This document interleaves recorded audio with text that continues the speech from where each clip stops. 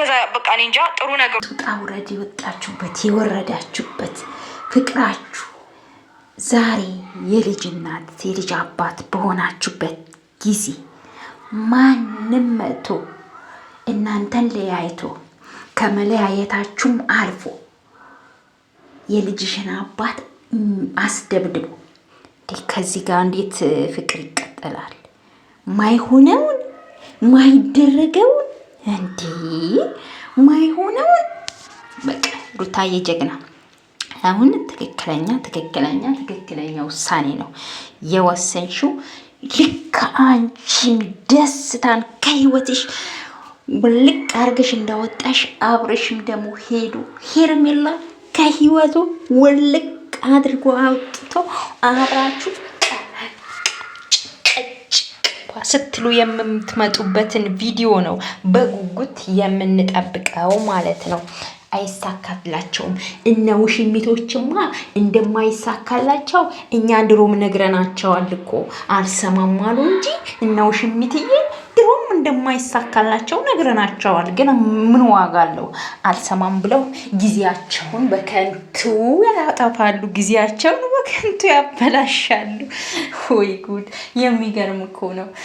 ታየኝ እኮ እንግዲህ ውሽሚትዬ ከአንቺ ለይታው አብርሽ ከሷ ጋር ልታኖረው ማይሆነውን ሩታዬ አሳየሻት እኮ። ይኸው እኔ አንተ እንዴት ብለህ የልጄን አባት እንዴት ብለህ ታስደበድበዋል? እንዴት ብለህ ይሄንን ነገር ልታስብ ቻልክ? እንዴትስ ብለህ የፖሊስ መጥሪያ እንዴት ትሰጠዋለህ? የልጄ አባት እኮ ነው አለች። የእሱን መጥፎ መስፋት አልፈልግም አለች። እሱም ዛሬ ሌላ ቤት ቪዲዮ ላይ እኔ የሩታን መጥፎ አልሰማም፣ መስማት አልፈልግም፣ እሷ ደስተኛ ስትሆን ማየት ነው የምፈልገው።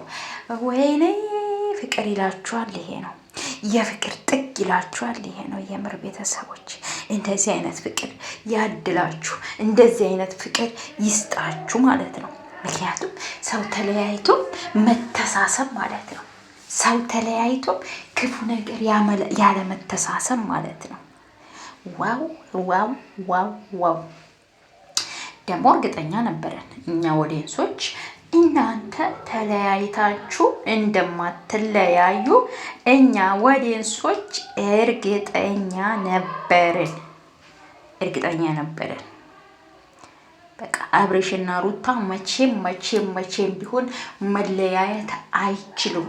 እነ ውሽሚት እነ ሄርሜላ እንዲሁ ጊዜያችሁን በከንቱ ታቃጥላላችሁ እንጂ አብሬሽና ሩታ እንደሆነ በፍጹም አይለያዩም ብለናል፣ ተናግረናል።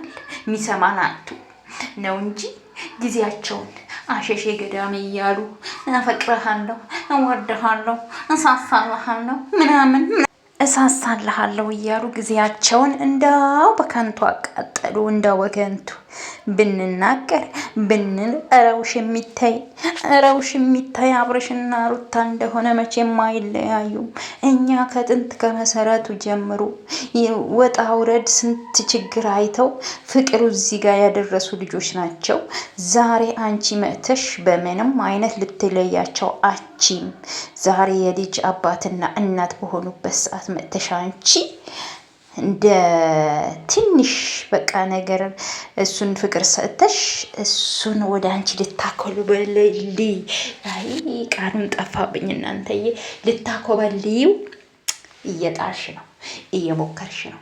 ማትሆኚው የለ ማታረጊው የለ ወይ ውሽሚት ወይ እንዳው በሰው ባል ላይ ጭንቅላት ላይ ወጥተሽ እንዲህ ፊት ከምትይ እንዳው ባለትዳር ያልሆነውን እንዳው የልጅ አባት ያልሆነውን ፈልገሽ እንደዚህ ብትንከባከቢ ምን አለበት? እንዳው ሄርሜላ እሱ እንደሆነ የፈለገ ብታረጊለት እንዳው ከውስጡ የሩታን ፍቅር ማውጣት አንቺም እኮ እንዳው ድካምሽ ሄርሜላ፣ እኔ ልድካም እንዳው ድካምሽ እንጂ እሱን የሩታን ፍቅር አንቺ የፈለገ ምንም ብታረጊለት የሩታን ፍቅር ከአብርሽ ውስጥ ከአብርሽ ልብ ማውጣታችን አንቺ ከንቱ